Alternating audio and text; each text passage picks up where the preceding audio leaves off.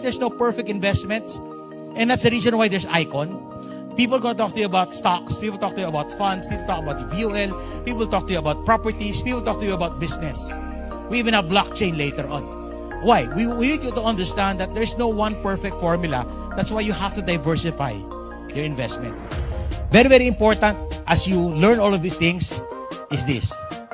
Practice due diligence. In anything. In investing, in a bank, in an insurance, in a property, practice due diligence. There is a law, natural law called the law of diminishing returns. So even if I add more, it will diminish because the capacity has to expand before you can expand. Ano yung importante sa'yo?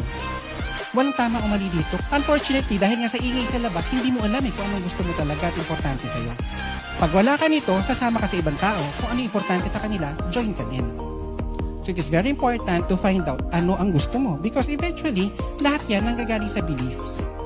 Economy was created to serve society in order to improve our human condition. So as part of the economy, as investors, you're supposed to be contributing to a better society for everyone. Leverage is a very aggressive strategy. Proceed with caution. Never borrow money that you cannot pay. Yes. And I think this is just to open your minds about leverage. And this is really how the wealthy businessman thinks. It is only by tracking your finances you'll be able to know how to maneuver, how to control, and you'll see ano ba yung lifestyle mo that you want to maintain from today until you age. What we are good at in the market is this. We are good at helping incubate the growth of vendors because we know everybody in the ecosystem. We know people who finance, we know people who provide HR, we know people who provide marketing, we know people who provide sanitation and hygiene. So we are the best people to grow those businesses. So, why is understanding money critical for women, OFWs, and the next generation? Why? Because what is a nation but a collection of its people? It's about our personalities. And it has a deep and it has a big impact in everything that we do, including how we handle money, including how we make decisions, and how we keep money, make money, save, and actually invest. So stocks, recurring assets, recurring income assets, and fast capital appreciation assets. Those are the three things that we have to hold during our lifetime and work for. The second thing is, I'm very excited about the future. I am not bullish because there are many other things we have to sort out before I become bullish, but the future looks very bright. Financial expert here, just like Marvin, just like Rex, Carl, Jason, the rest of the team, they could update you. But I strongly advise that you also take your personal journey. Read their books, try to read, try to expand your knowledge. I want whatever is said here will cause you to execute and do something. Because it's time for Filipinos, it's time for you guys to prosper. Why? Because we're the 1%. Your friends are looking at you. The more Filipinos, good Filipinos, have more than enough, you get to be a blessing to the people around you. When you have more than enough, you're now looking for people who you can bless and who you can so. And for me, the stock market is one of the best ways for you to do it. I suggest you invest now because this is one of the best times to invest. Overcoming obstacles create momentum. You know why? You paid money for this seminar. It starts something. It is starting something because you're creating something that gets the ball rolling.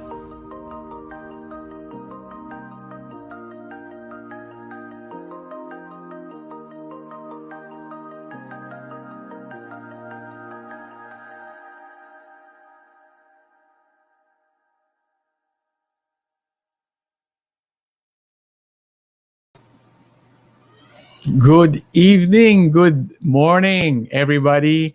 Welcome sa lahat ng nanonood ng Passive Income Show with Carl D. I'm your host, Carl D.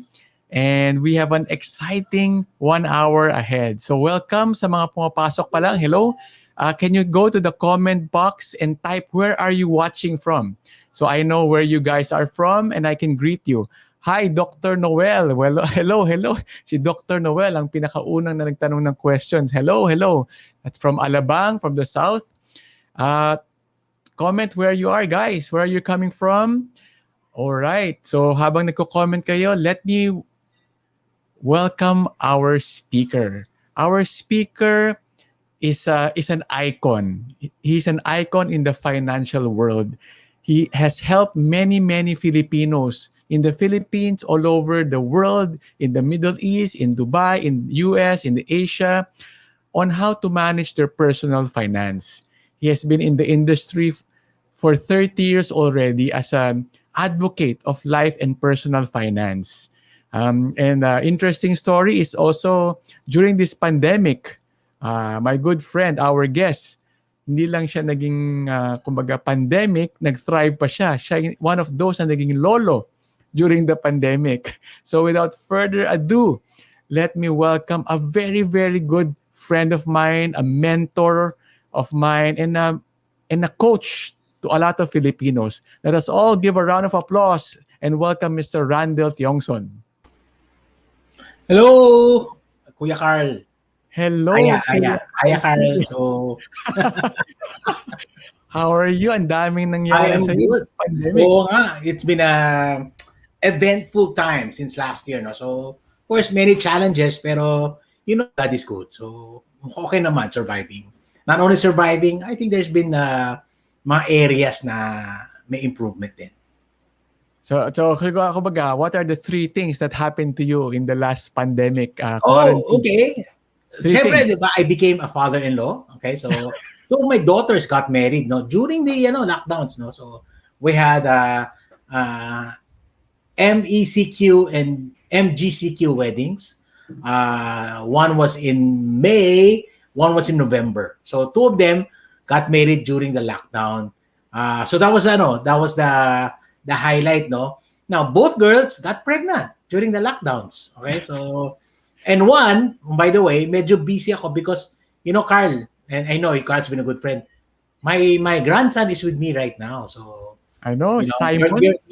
You're taking time away from me and my grandson by being a show. No, just kidding. My daughter asked if she can come back home muna daw for a few days because she went through a cesarean CS eh. And kailangan niya yung mami niya. Hindi ako yung mami niya. So, wanted to come home and, parang we can help her for a few days and adjusting lang because mahirap din eh. So first child. So they're here. I picked them up in the hospital and they're here. So they're staying here for a few days until my daughter heals well from the sugat. But, benefit, my grandson is with me, no? So nice to be able to be, to see a baby again after all these years. I'm sure namimiss mo yan, yung infant stage. Oh yeah. What was the name of your grandchild? Simon. The name Simon Gabriel. Okay. Simon. Yeah. So, So nice to have the new baby, smell and all these things. It's been a while, my youngest son is 16. So nakamiss din. A new chapter in your life. Congratulations. So so being a father-in-law, became a lolo, and then of course, siguro, I guess the last one was, all these digital adaptations were kind of good for me. And, parang I gave this side hustle thing, siguro more thought. So, parang may mga ganun din. So, and I heard you've been churning out this bestseller salmon and angus. I'm a trying hard, home chef. So, the pandemic gave me a lot of time because, Carl, I travel with you, Siyempre, during the pre-pandemic, we were always out, no? Parang, and when you get home, there's so many things to do. But the lockdowns, the pandemic brought me more into that. I haven't traveled, I haven't gone out. So that allowed me more time in my kitchen. And, you've seen my kitchen. So I've used that and, honed my skills as a chef and as a barista. Or initially for, para sa amin lang. But then again, opportunities will always arise. People who have tried my food, you should sell it. And then finally I gave in to December. I started to offer it. Didn't know naman it's gonna be, hindi ko naman alam na magiging bestseller siya. So, yeah. Grabe. Does your salmon come with financial advice pag dinideliver? Some people, no? In fact, I was funny during the Christmas, no?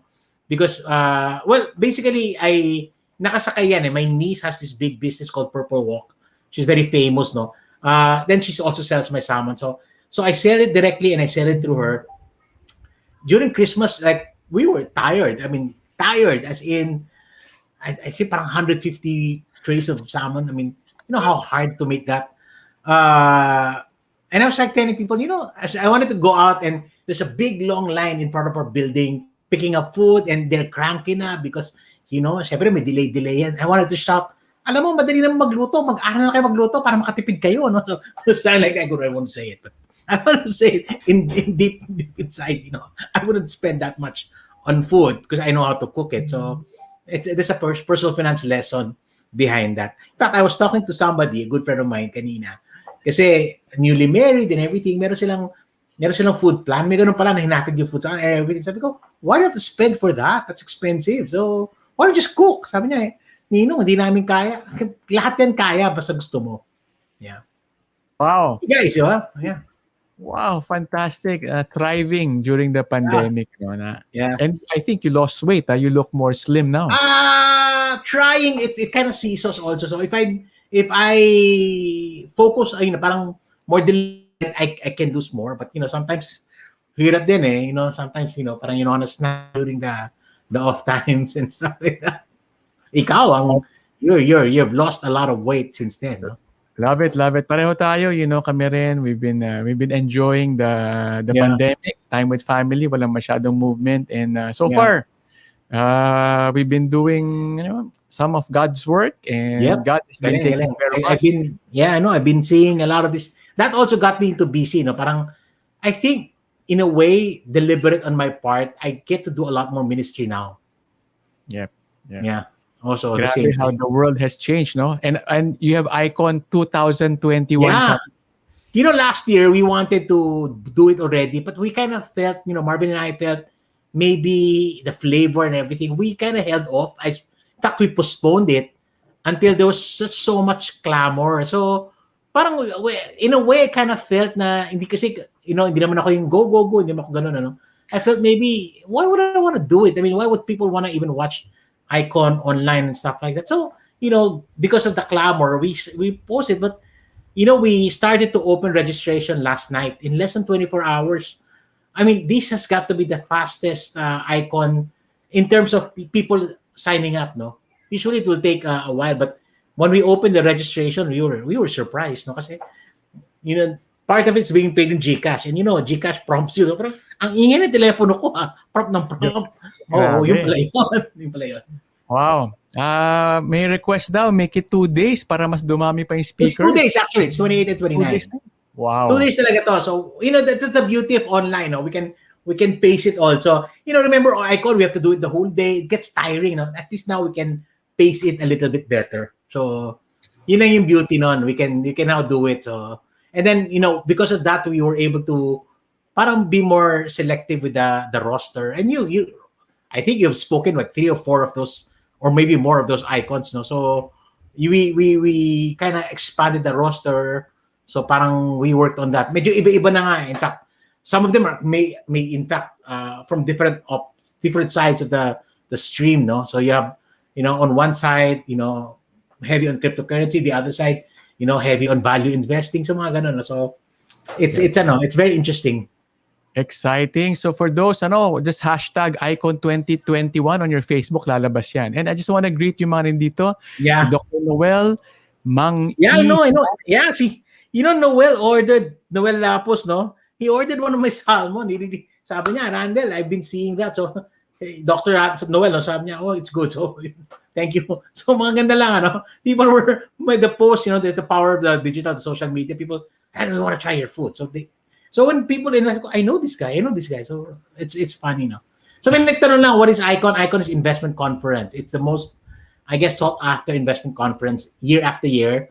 It has become the most siguro iconic of them all because of the roster. Not me, but people who've been speaking there. Carl, as early as 2014 yata kasama ka na namin, Something like that. Yep, we've been around. Yeah. You were starting with all this, speaking engagement stuff. Now you're you're a rock star na. So, Salamat, with your Randall. own show, with your own show. Yep, salamat, Randall. And I just want to honor you guys. Randall gave me a leg up in life, in my speaking. Thank you, Randall, for giving me that opportunity when I No, was you were starting you out. were you were you were a gem to be found. Actually, Thank you. you're It's a been gem to be 7 years. found, and yeah, it's been fun. It's been fun. Yan lang ang ano, Carl. I think we pretty much enjoy also the travel side. No, that's the part that I kind of miss. No, so we don't get to visit places, talk to people, spend time with them. Carl and I, I would see we would go to Dubai. Carl would be in another table talking to a group of Filipino. I'll be in another side talking to a group of Filipino. I kind of miss that yung Yeah. ganong feels din. So Yep, it would be great to have it back. Now, Randall, let's start. yeah, go. The audience is wondering, ano ba tong portfolio diversification? Yan. We're gonna Yan, talk okay. about.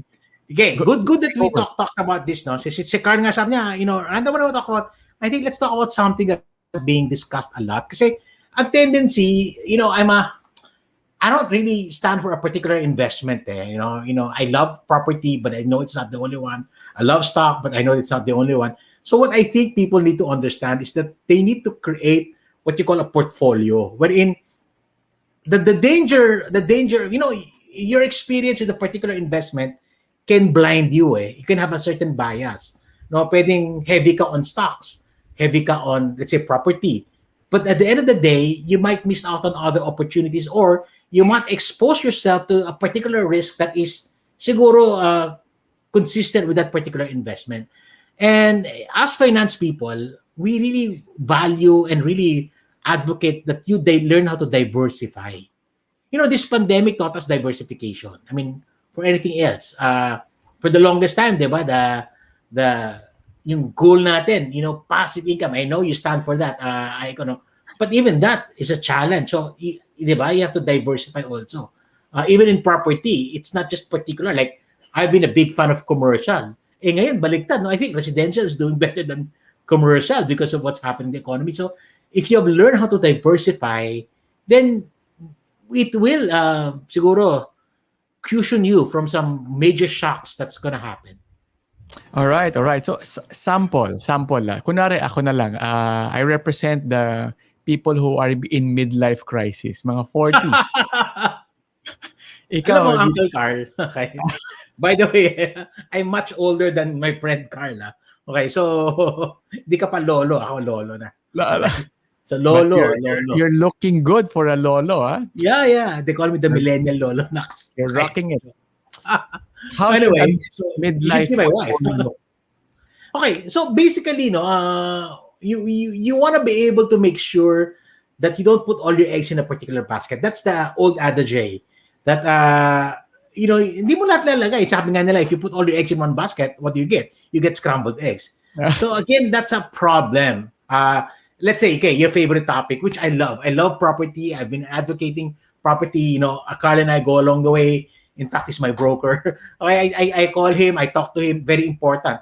But we all know that liquidity is a big problem for property. So if you put all your investments in property, then you now have a liquidity problem.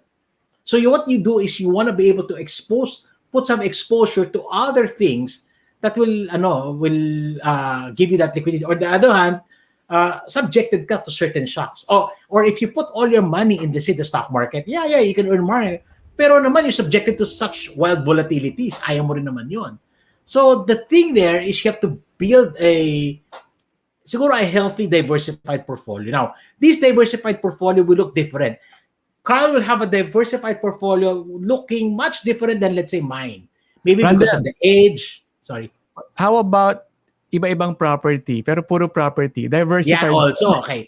Kasi when we talk about diversification, yun yung problema eh. Some people think, sige, iba-iba, binawa nila iba-ibang mutual fund or iba-ibang stock. So, basically, when you diversify, you also distribute it according to asset class.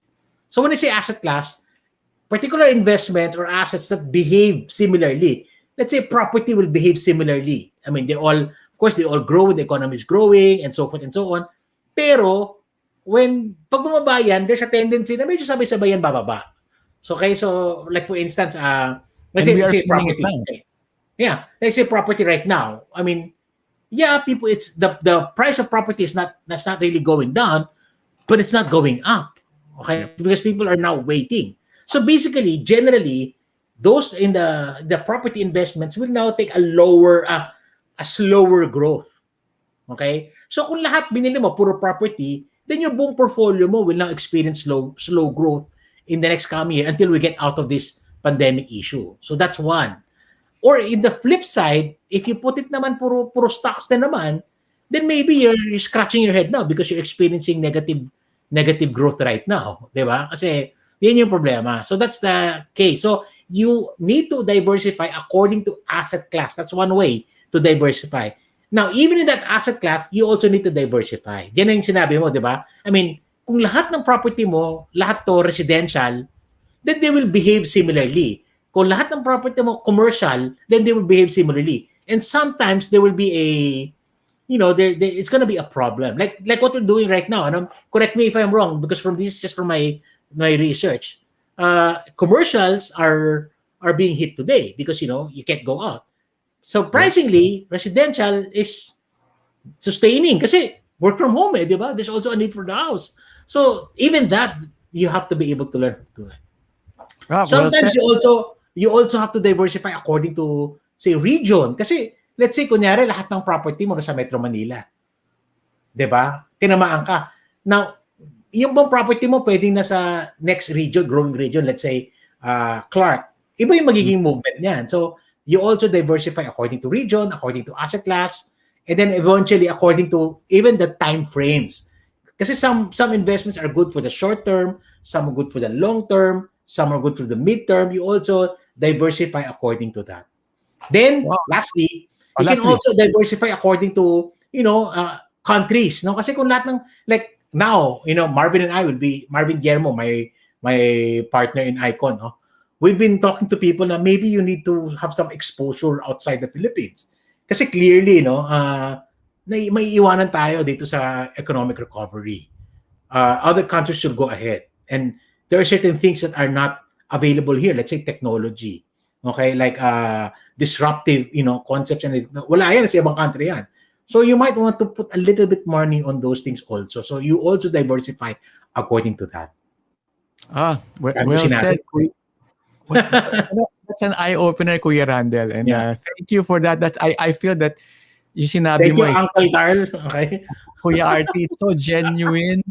Talagang ang dami mong shinare na napaisip ako. Kasi hindi lang pala, marami, may time frame, region, how it moves. Yeah. Pero parang hindi ba mahirap gumawa ng balance? Mahirap. Honestly, mahirap. May effort ito. I mean, again, people can be just, here's what I want to tell people. Some people like Carl has made a lot of growth in the property sector. And kaya pagdating sa property sector, like ako, I look up to Carl, Uncle ko siya pagdating sa kanya, no? So, Uncle Carl. Okay, so, those things. But the problem is, you might also have that particular bias. So, di ba? I mean, I'll give an example. I'm happy with property because, particularly commercial, because ang sarap ng kita dyan, di ba? But I lost 80% of those commercial property income. I mean, at least, not me, but my family. We lost about 80 or maybe 90% na. I stopped looking kasi I'm just hoping na lang na the economy starts to reopen, di ba? Why? Kasi commercial eh. So, again, even that makes you realize it can be just an afterthought. Like, when I was younger, I was really heavily exposed into investment instruments, particularly equity-based. And then, later on, I've seen the wild fluctuation. No? That might be hindi rin yata okay. Kasi last year, we saw 30%, 40% decline. So, and it's taking a longer time to recover. So, that also is a concern. Hey, Kuya RT, I just want to share what you mentioned, yung commercial property. Dati kasi, what is prime? Prime is when you're in a high traffic area. That's where you command the highest rate kasi high traffic eh. Now, that is no longer a prime. What is prime? Something accessible by Grab, by Lala Move. It becomes prime. So nag-shift na. I just want to share with all the viewers na note of that shift in property. Yeah. In fact, Carl, I think this pandemic also Because 2 years ago, Kyle and I were talking about, sun area, those things, kasi di ba, accessibility. Now it kind of changed. This pandemic taught us that, hey, maybe it's not such a good idea to put everything so near each other, so compressed. Now it's kind of dangerous to have that. So, you're tama ka, no? Basta may access to those things and shifting out of, let's say, the mall model. Diba? I mean, now everything you've been putting into the mall. Now, what this thought is, teka, the mall is one of the first things that they shut down. So now, even restaurants, teka, maganda yata maglabas muna tayo. Kasi pag nasa labas, mas accessible sa delivery and stuff like this. It changes. It changed the paradigm. I don't need a big place because maybe dine-in is not gonna go back the way it was. But I want to be able to, have access to the roads and stuff like that. So if you are diversifying properly, you may downside kasi, Carl, and diversification. You get to miss out on certain growth areas. That's the downside. But the good side is, if you have diversified your investments, some of them are earning, while others are waiting. So if you have the luxury of time in, let's say, 10, 15 years, most of these investments anyway we're going to grow. It might not grow at the same time, at the same pace, but they're going to grow. But that's the beauty of having a diversified portfolio. Fantastic. Lolo Randell, are you in cryptocurrency? Are you the first Lolo to be in cryptocurrency? Yes, I got into cryptocurrency. I got into that early. I left. Maybe I didn't, parang, then eventually I went back.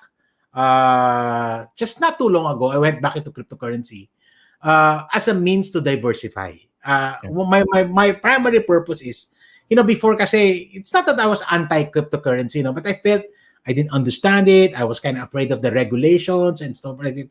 But over time, there's been a mass adoption to that, multiple usage, and so forth and so forth. And I also wanted to see some growth in my portfolio. So I doubled into that a little bit. Ang key lang sa akin dito is I have a limit of how much I will have exposure in cryptocurrency. So much so that if it does crash, and there's always going to be a probability of a crash, diba? I mean, yes, I will lose money, but it's not something that I will regret. So may limit for that. I love what you just mentioned. I think ang ganda na sinabi mo, yung it's an amount na pag nag-crash, you're okay with it. You're prepared, no? Yeah. All right. I want, like, for example, Carl, I put more money, let's say, in property, because even if the property may not grow, it's not going to be subjected to this wild. I mean, the land, it may take a long time for that to grow, but I'm sure in 10, 20 years, that amount's going to be something. And I'm okay with that. That's why I can put more money in that. I would put more money, let's say, in equities, on stocks and bonds. Why? Because I understand, diba? It's still very mainstream. But at the end of the day, if you do not naman expose yourself to the others, sayang din, because I don't blame myself for not getting into that, but I kind of sometimes miss out on certain things because medyo sarado isip ko. So now I learned I can open up a little bit of these things. And I guess siguro time gives you a little bit more wisdom as to do that. So again, and the way I've seen it, the way the cryptocurrency scene has grown, more people are using it. So I guess there's a bigger base for that. Okay, again, it's very volatile. It's very volatile. It's not for everybody. When I was getting into that, kasi Marvin got into that earlier, and I was talking to Marvin, and sabi ni Marvin, ninong ako nun ninong, this is a high conviction investment.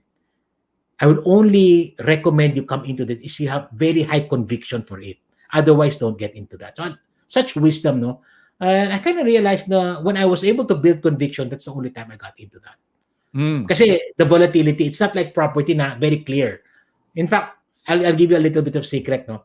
I want to get some growth for cryptocurrency with the hope that I will buy more properties with that money so that I know kasi if it's property, I can easily hand it over to the next generation. Kuya Randell, we have some questions from the audience. Go. What is an ideal ratio? Property, stocks, crypto. Yeah, okay. Ganda yan, no? That's very relative na yan. It's relative to your Number one, age is a factor because the younger you are, the more risk that you can take. Sabi nga nila, do you recommend stock market or even cryptocurrency to young people? I said, of course. Why? If they lose their money, they still have parents. Di ba? Yeah. Okay. Age is a factor. Second is also, ano ba yung objective mo? What are you intending it for?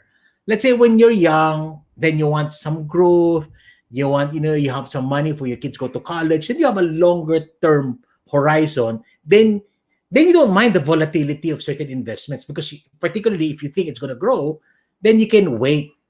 Like say, that's why I'm not afraid of some of my investments at maybe 20% down. I've averaged down a little bit. So I don't mind because I'm turning 54 in 2 weeks ba? Or something like that. So I'm turning 54. Happy birthday. Guys, please Most greet of the Randell. money- Happy birthday. Most of the investments I make are really for when I retire, when I don't want to work anymore. So I was 6, 7, and even at 60, I probably still be doing this, no? But so it's really for the long term. So I'm not afraid to do that. So age is a factor, objective is a factor, then your risk tolerance also. Kasi I like for instance, I would go to crypto, but I cannot recommend crypto to other people. You see, in fact, Carl is my friend. I'm not gonna recommend crypto to Carl. I know Carl.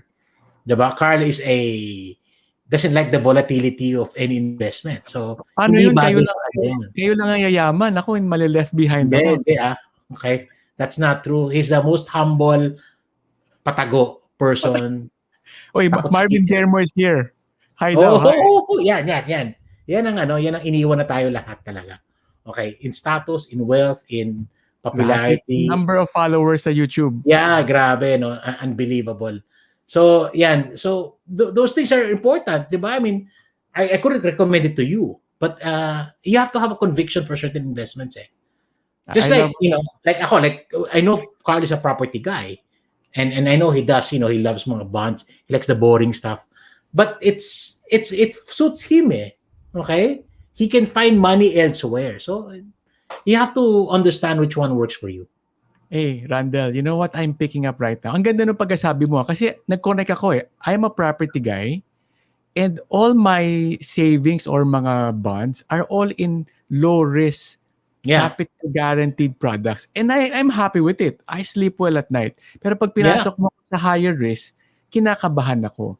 Yeah. So I think that's important sa mga nakikinig sa atin. Ano? You have to factor in din yung personality mo. Yep. If I go into Marvin Guillermo's portfolio, I might not maybe be able to make it work. Diba? And Carl, hindi natin kaya yung Marvin Guillermo portfolio. You know why? Hindi natutulog na eh. So, Carl and I medyo similar. When we go home, we don't want to think about so many things, right? Parang, si Marvin yan ang buhay niya, umiikot yan. I know Marvin, you're here, kaya nilalaglag ka namin. No? But, yeah, bata yun si Marvin, di ba? So, guys, sa mga audience, we are representing 3 generations. The Randells, the Carls, and the Marvins. Hindi ba tayo parehong generation, Carl? Joke lang. Okay. Lamang ka ng ilang paligo. Kuya Randell, we have a question from the audience. Alam mo ito, marami talaga nagtatanong. Siyempre, when you talk to an insurance agent, laging kulang ang coverage mo. Laging kailangan dagdagan. How much is enough? Well, you have to follow up. Kasi syempre, if you keep on putting your money into insurance policy, nawawalan ka ng liquidity sa present. So, when is enough? Okay. The way to do that is you have to do honest to goodness financial analysis, financial planning.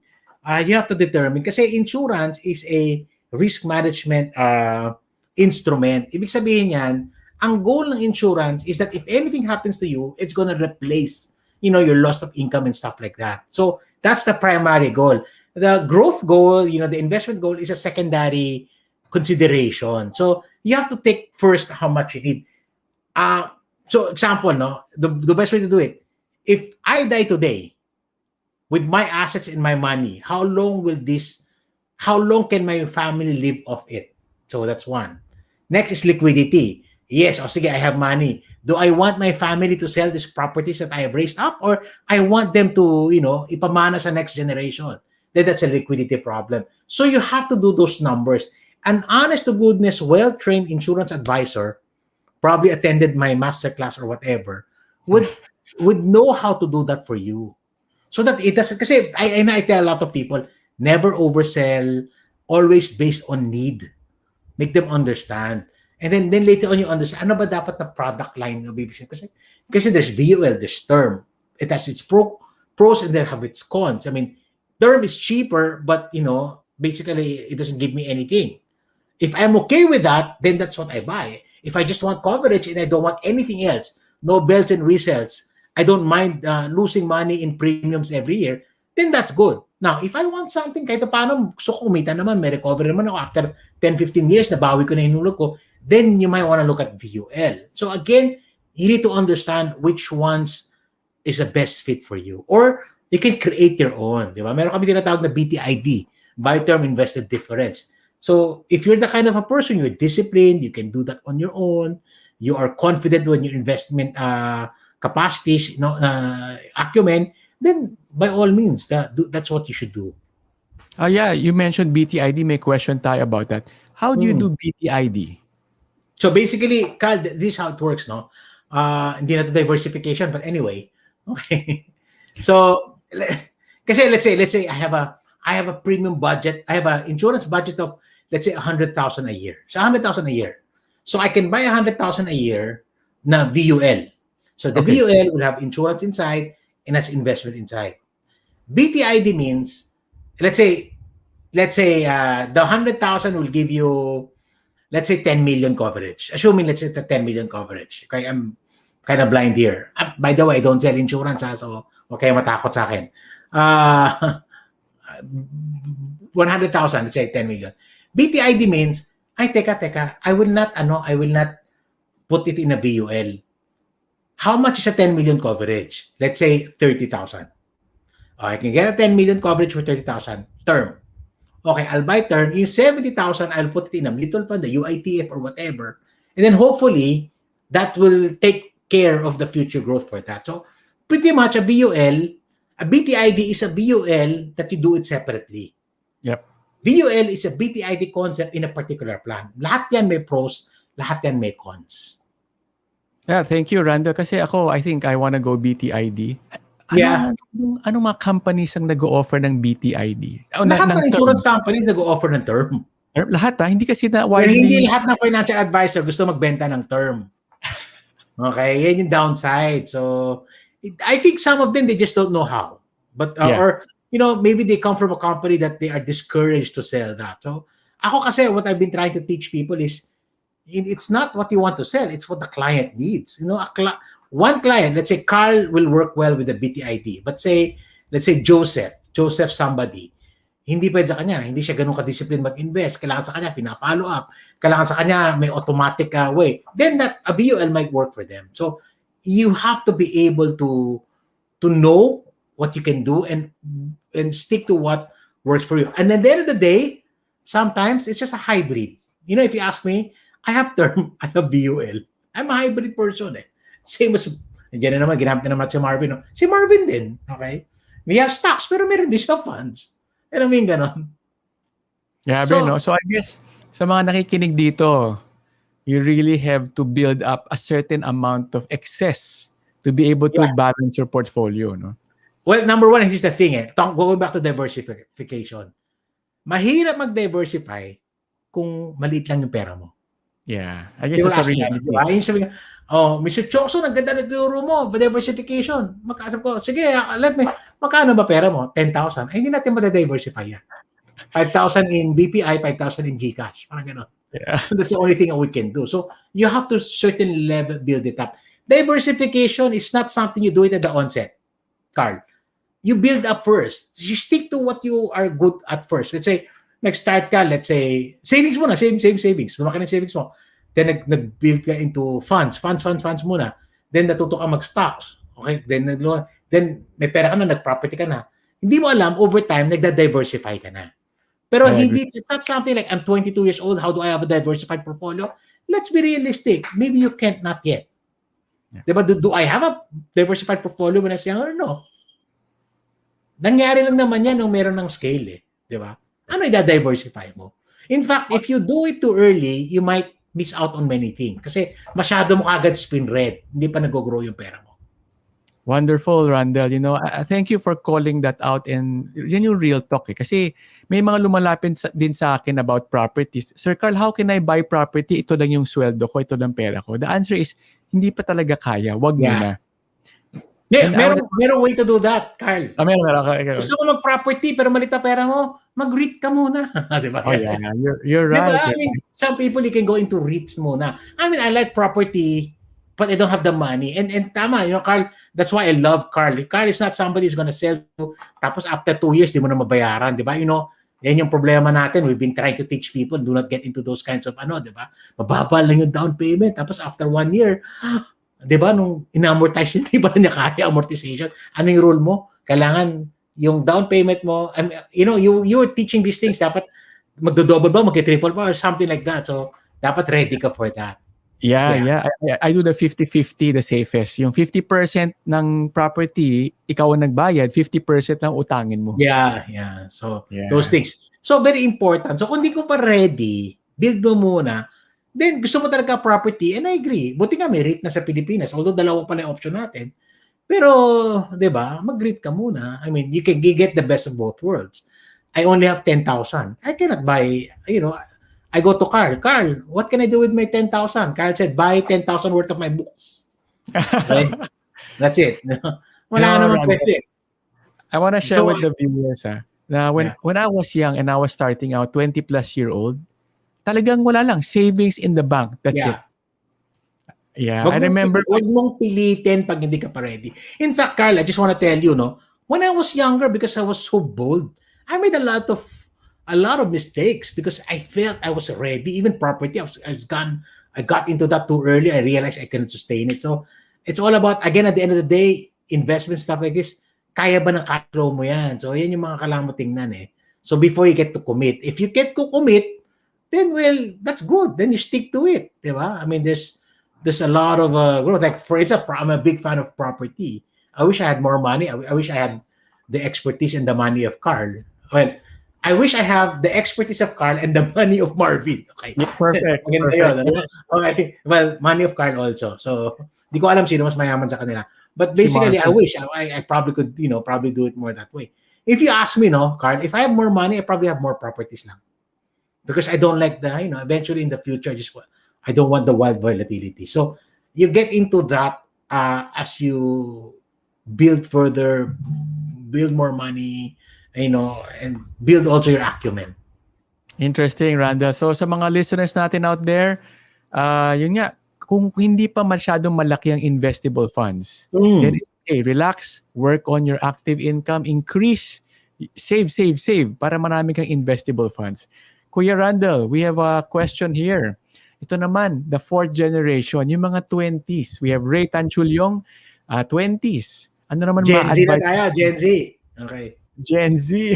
Okay. Sabi nga nila, pag millennial daw, matanda na. No? Wow, grabe. Gen Z na. Gen Z na. They're in the workforce now eh. Yeah. So, ano ma-advise mo kila Sean, our technical guy, mga 20s? Okay. Gen Z guys, these are the people who are open to cryptocurrency. If they want to go into stocks, they like the technology, the disruptive, those things. So, yan bagay sa kanila yan eh. So, it's something. So, like, stock market is good for these young guys because it's they can come into it, they can make money out of it, they can study it. Matyaga rin kasi this Gen Z, millennials, Gen Z, they like to study. In fact, Carl, mas masipag sila sa atin. Tayo parang okay, pwede na yan, di ba? Sila talagang they go to the details and stuff. So they it's perfect, no? So I think these for younger people, the tech funds are gonna be good and stuff like this. They are available out there also, no? In fact, that's why I don't know if you've been seeing the news, no? There's G Invest and G Cash. They can actually start investing for as low as 50 pesos and 1,000 pesos, something like that. They like to do that, so they can get into that first. Build it. Pag ito, suggestion ko sa inyo mga Gen Z, kumita na kayo sa funds nyo, sa stocks nyo, sa crypto. Pag may kita na, substantial na, lipat nyo na iba sa property. So, and here's the thing, if they do it right, they might be able to buy property younger than we did. Siguro, I just want to add on what you said, no, Randall. Yeah, when you're young, you don't focus, ako for me, don't focus too much on the profit, but focus on the Yeah. learning. Yung pasok ka sa Binance.com, sabi ni Marvin, pasok na tayo sa Binance.com.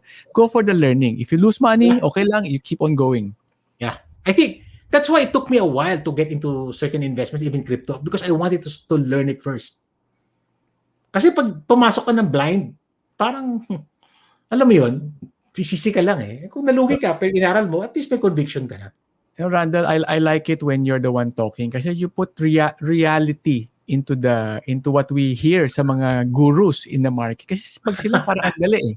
Hindi, it's never that easy. In fact, that's the danger now. I think, like, for instance, no, my generation were into TikTok. So, in fact, I've been seeing sa TikTok, sabi ko parang dumadami dito mga influencers and, they're dishing out advice on finance and investment. Parang, teka, parang, kasi, I'm a big fan. I'm so against oversimplification. And then there's a lot of people, they say they oversimplify. And I remember my first TikTok, I said, alam mo, ang pagyaman, hindi siya mahirap, pero hindi rin siya madali. Hindi yung magtipid ka lang, okay ka na. Hindi rin pwede magastos ka. So there has to be a process. So the oversimplification can work against you because you might get into something blindly and then, na-realize mo, mali, hindi pala ganun kabalis. Hindi pala maglagay ako ng pera sa crypto, okay na. Kailangan pala inaaral. Kailangan pala may backup ako. Kailangan pala may liquidity ako. Hindi pala bumili ako ng property, okay na. Diba? That's the thing eh. I mean, in the Middle East, diba, we go there. We were, and Carl, this story, we were scratching our head. Sabi ko, what? You bought 4 properties? Exactly. Okay. Inuhulugan mo. Teka.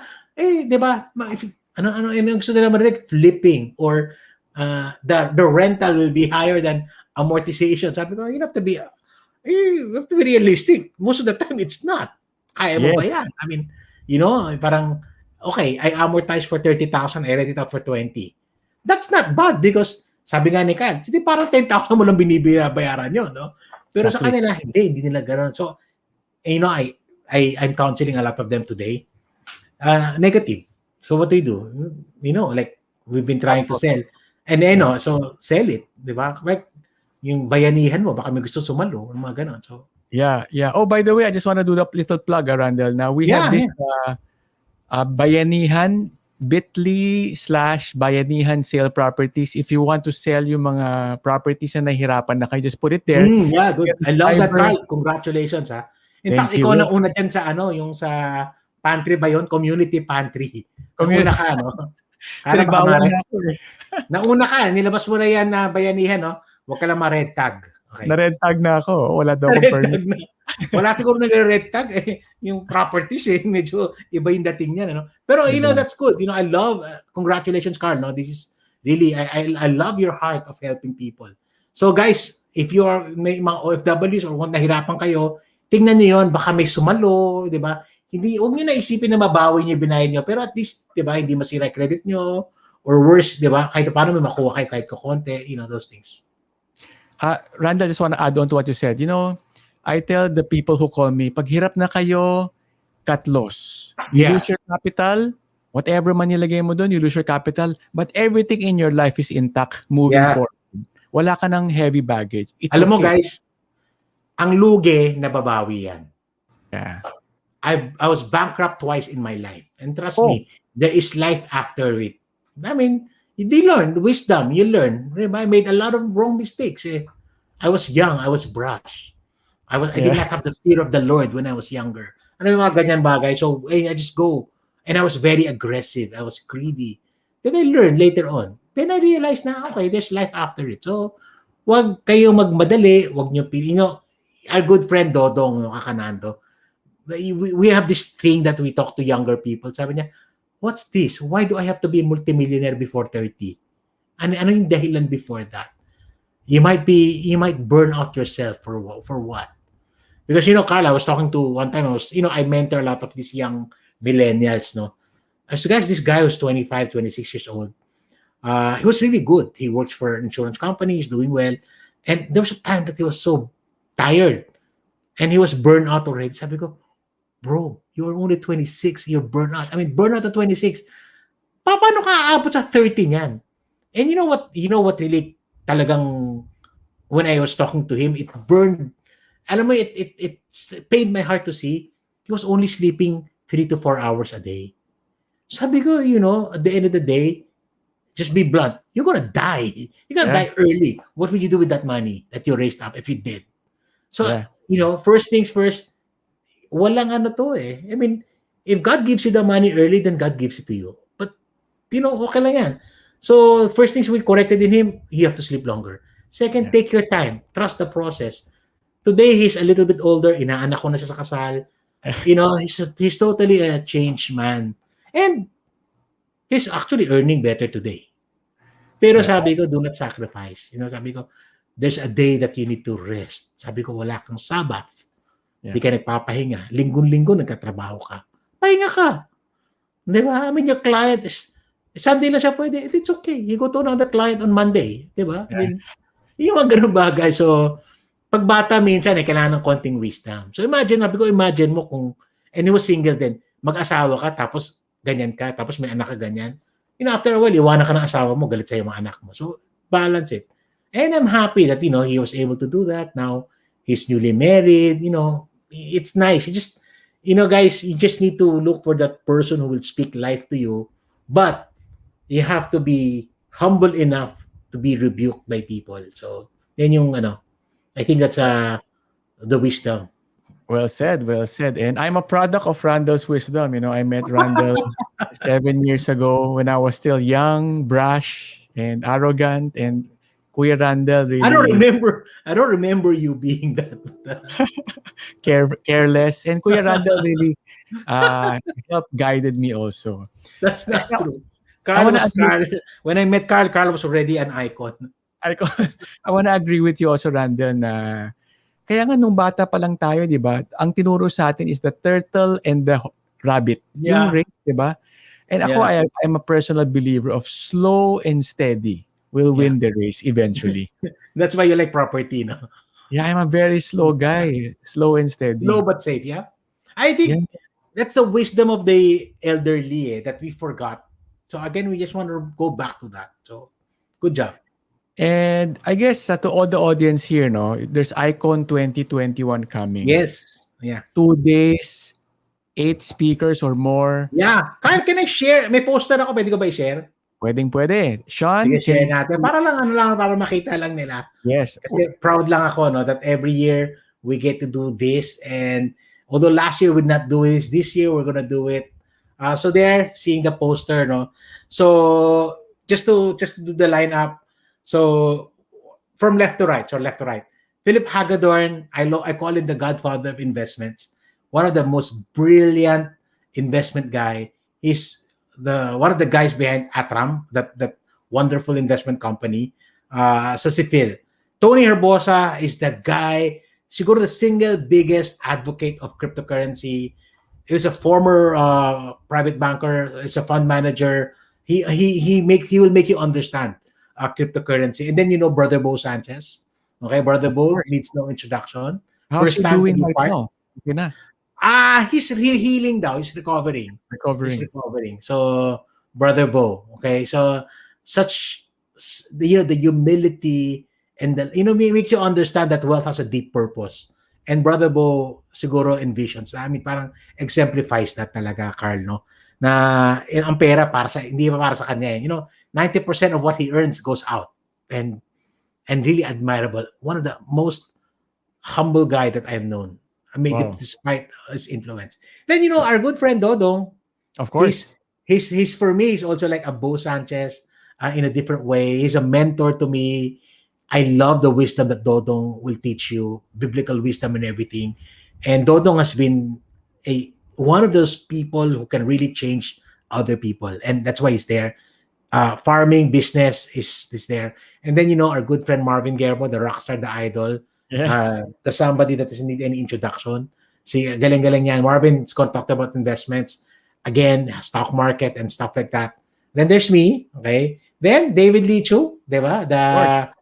The other Carl D of the industry. Sobrang super good with details and Yeah, I forecast. love the data that this guy churns out is Yes. amazing. Grabe.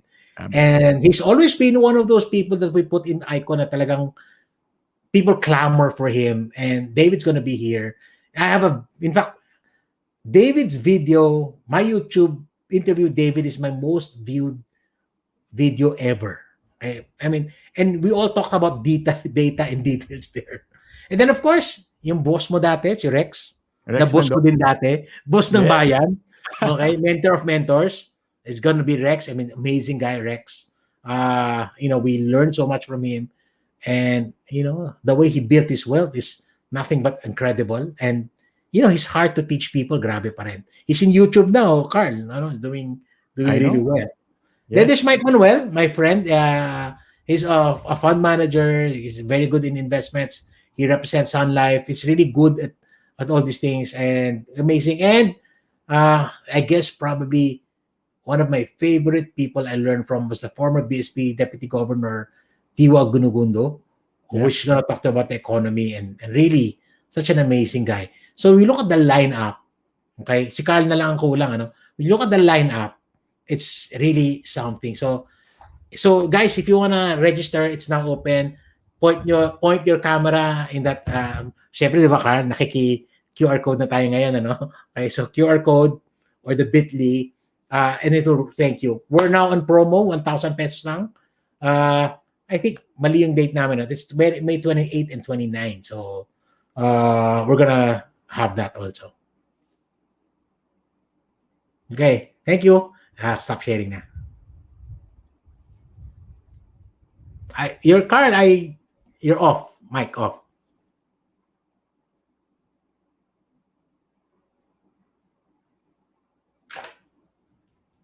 Can't hear you, Carl. There you go. You're muted. So all the time you were talking, you're muted. Sorry. Oo nga. Is it 1,000 peso per speaker? O lahat na yun? No, for the whole. Grabe. Carl, always about value, di ba? It's always about value. No-brainer. Yeah. So guys, if you are listening right now, I mean, by the way, 2 days yun, 2 days. so 500 per day, hindi na ako mag-grab food for the day. Yeah. Guys, In if fact, you're... Randall, go. you were saying? No, it's okay. Go. Yeah, guys, if you're listening here, not doing sales talk, but as a friendly advice from a mentor to a fellow mentor, if your audience here, 1,000 no-brainer, please sign up. Sobrang sayang. I mean, you cannot, kahit paano mo ikot-ikutin, you will get something from the 1,000 sigurado ako. Yeah. I will immediately sign up na maya-maya. Yeah. Randall, we have arrived at our destination, and I know you have a Bible group after. Any last words sa audience natin from the 20s, 30s, 40s, 50s, 60s? Guys, listen to Carl. I mean, I listen to him. Really, such wisdom. Si Carl, hindi lang property, magaling yan. Talk to him about parenting, relationships, service to mankind, and everything. Even love niya for the Lord. But more than anything else, I think you have to understand your biggest why. And that's why you cannot remove that away from the Lord. More than anything else, the best advice I can give you is give your life to the Lord.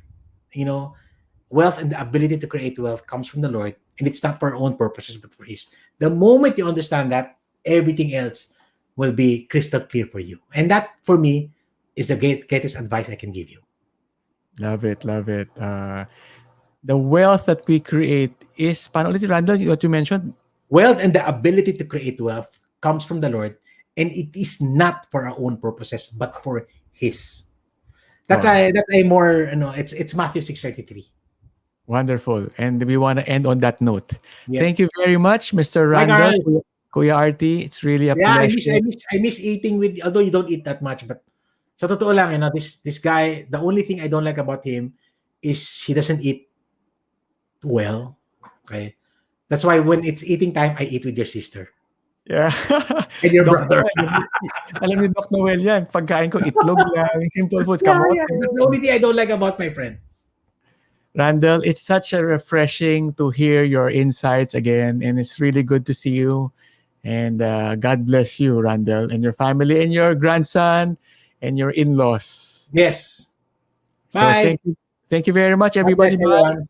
If you are watching recorded, please type in your questions. We will discuss your questions in future episodes of Passive Income with Carl D. Thank you very much for watching, and I'll see you in the next episode.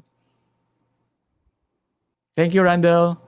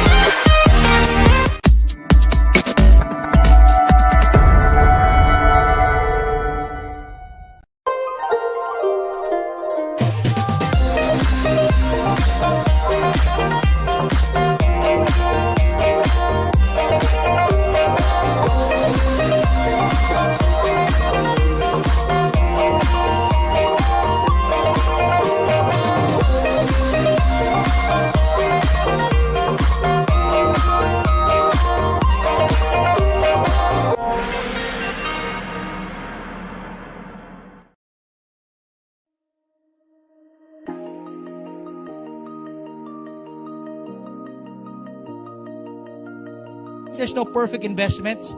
And that's the reason why there's Icon. People are going to talk to you about stocks. People talk to you about funds. People talk about VUL. People talk to you about properties. People talk to you about business. We even have blockchain later on. Why? We need you to understand that there's no one perfect formula. That's why you have to diversify your investment. Very, very important as you learn all of these things is this. Practice due diligence. In anything. In investing, in a bank, in an insurance, in a property, practice due diligence. There is a law, natural law called the law of diminishing returns. So even if I add more, it will diminish because the capacity has to expand before you can expand. Ano yung importante sa'yo? Walang tama o mali dito. Unfortunately, dahil nga sa ingay sa labas, hindi mo alam kung anong gusto mo talaga at importante sa'yo. Pag wala ka nito, sasama ka sa ibang tao. Kung ano importante sa kanila, join ka din. So it is very important to find out ano ang gusto mo because eventually, lahat yan nanggagaling sa beliefs. The economy was created to serve society in order to improve our human condition. So as part of the economy, as investors, you're supposed to be contributing to a better society for everyone. Leverage is a very aggressive strategy. Proceed with caution. Never borrow money that you cannot pay. Yes. And I think this is just to open your minds about leverage. And this is really how the wealthy businessman thinks. It is only by tracking your finances you'll be able to know how to maneuver, how to control, and you'll see ano ba yung lifestyle mo that you want to maintain from today until you age. What we are good at in the market is this. We are good at helping incubate the growth of vendors because we know everybody in the ecosystem. We know people who finance, we know people who provide HR, we know people who provide marketing, we know people who provide sanitation and hygiene. So we are the best people to grow those businesses. So, why is understanding money critical for women, OFWs, and the next generation? Why? Because what is a nation but a collection of its people?